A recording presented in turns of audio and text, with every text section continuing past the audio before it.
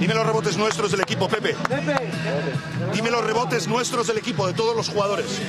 Ellos llevan 5 rebotes. ¡Nuestros! Keep fighting until the fucking end, okay? I'm proud of you. Hablamos una cosa y hacemos otra, siempre lo mismo, muchachos. We cannot make all this kind of presents because it's up to us. It's up to us. They play for nothing, but we play for to survive. The timeout. I don't know in defense, but no turnovers. Y perdemos 2 balones seguidos, hostia. We will play amazing defense during 9 minutes, fellas, to go into the court and easy things. ¿Qué dice? No, ¿Qué anda? nada. Ander, el primer bloqueo con Marte podemos hacer antes. ¿Qué ha dicho eso? ¿Qué ha dicho eso? ¡No! ¡No!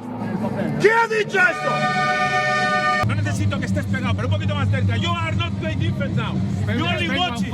You wait. You wait. We have one foul. We want one fucking foul and we don't use it. Nosotros entrenamos y hablamos una cosa y venimos y jugamos otra. Paré la práctica para decir que esto no sea contraproducente. Nosotros metemos el 70% de los puntos con nuestro ataque rápido y nuestro ataque secundario. No jugamos ataque rápido, no jugamos ataque secundario. Pero tíos, que no saquen físicamente a ustedes. Vamos, cortes back, ¿vale? Cortes back. Para meterla para abajo. Recibir y meterla para abajo. John. Por Oliver. Matt, be focus.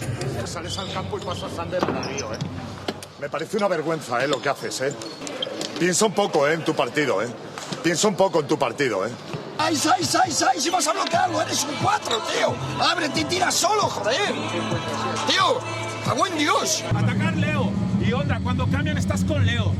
Vete al aro, que no, es un puto base. Before foul, we try to steal, okay? The most important thing if we get the steal is go like crazy to the basket, okay? Si nos ponemos en zona. No nos ponemos en zona. Nos colocamos en zona, pero es hombre-hombre. John, Barrini, ven to ven. Yo creo que no cal. ¿No cal? Enfrenta para el side, apuntado que fa el rebot. Vale. Falla todos los tiros que tengas que fallar, pero no vuelvas a ir through con Carroll, por favor. ¿Vale? Es preferible gastar una falta y que vaya a los tiros libres a que salga limpio.